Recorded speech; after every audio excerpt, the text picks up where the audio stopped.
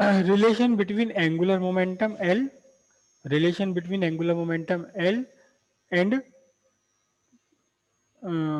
Torque, और यहीं से हम लाएंगे law of conservation of angular momentum. देखिए हमने एंगुलर मोमेंटम फाइंड करा था कल, angular momentum L is equal to है I omega, angular momentum I omega. तो फिर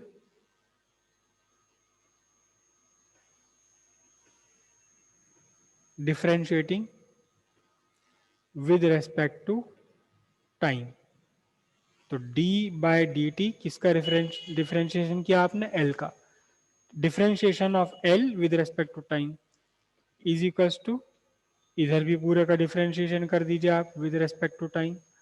अब यहां देखना जरा, आई तो कांस्टेंट है, आई की वैल्यू डिपेंड करती है बॉडी की शेप साइज और उसकी ज्योमेट्री पर, लेकिन मोशन पर डिपेंड नहीं करती, एंगुलर मोशन पर डिपेंड नहीं करता, एंगुलर मोशन पर डिपेंड नहीं करता।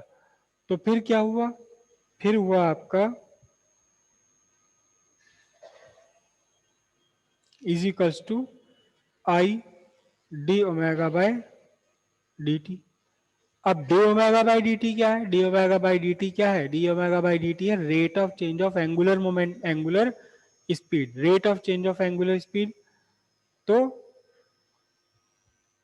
D by D T L is equal to ये क्या बन गया, आई अल्फा। अच्छा कल परसों तरसों अभी हमने प्रूव करा था क्या, आई अल्फा, क्या प्रूव किया था, I alpha is equal to torque, है ना, अभी तो किया ये। तो D by D T L is equal to what, torque. तो मतलब क्या हुआ, मतलब हुआ है ये टॉर्क ऑन ए बॉडी,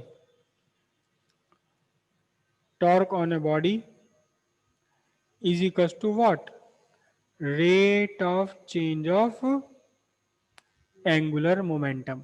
बिल्कुल इसी का कॉरस्पॉन्डिंग है एफ इज इक्वल टू क्या था, याद करो, एफ इज इक्वल टू क्या था, dp by dt, force on a body is equals to the rate of change of momentum। यही तो है second law of Newton, force on a body is equals to change in momentum, rate of change of momentum, and this force act in the direction of change of momentum।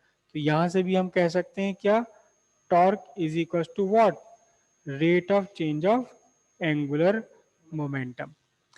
ये आगे relation किस किस का, torque का angular momentum के साथ में, angular momentum के साथ। और यही इसी से निकाल कर लाएंगे, यही इसी से निकाल कर लाएंगे क्या, law of conservation of angular momentum.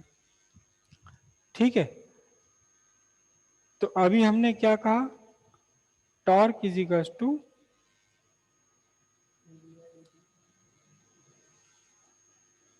Torque is equal to rate of change of angular momentum. ठीक है, इन द एब्सेंस ऑफ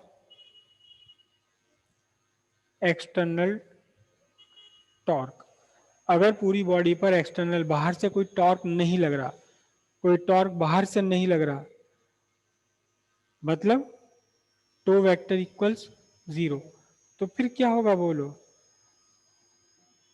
ये पूरा का पूरा जीरो हो जाएगा।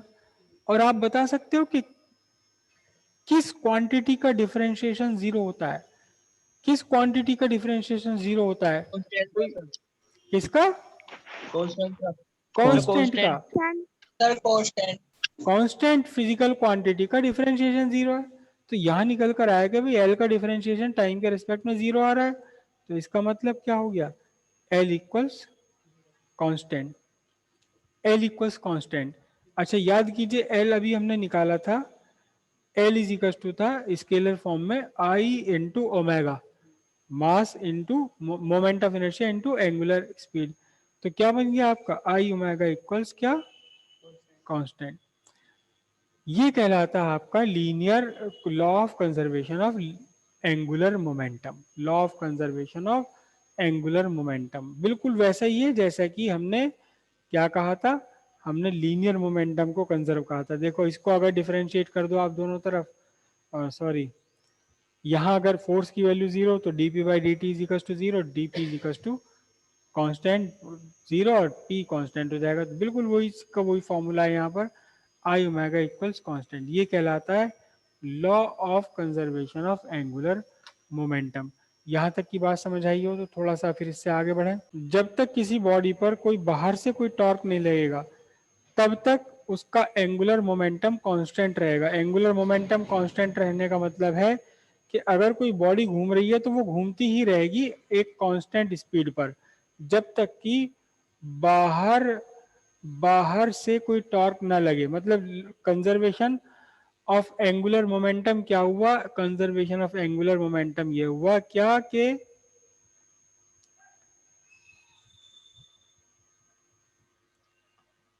a body at rest, a body at rest tends to remain at rest, rest पर ही रुका रहना चाहती है, and a body in constant angular motion, जो बॉडी कांस्टेंट एंगुलर मोशन में है, body in constant angular motion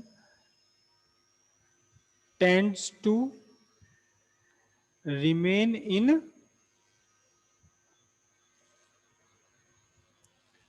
rotational motion, tends to remain in rotational motion कैसी, about the given axis, about the given axis। मतलब अगर कोई body रुकी हुई है तो वो अपने घूमने का विरोध करती है, tends to remain at rest. और अगर कोई बॉडी घूम रही है तो वो अपने रुकने का विरोध करती है। घूमती हुई बॉडी घूमते ही रहना चाहती है, घूमती बॉडी घूमते ही रहना चाहती है। और सबसे बढ़िया इसका एग्जाम्पल है, सबसे बढ़िया एग्जाम्पल है आपका ceiling fan. Ceiling fan, ceiling fan एक रॉड से लटका हुआ होता है यहाँ, ये इसके सीलिंग फैंस के ब्लेड हो गए, ठीक है। जैसे ही आप स्विच ऑन करते हो तो कभी आप घर देखना, आज ही देखना इसे करके, कि फैन आपका रुका हुआ है, फैन आपका रुका हुआ है।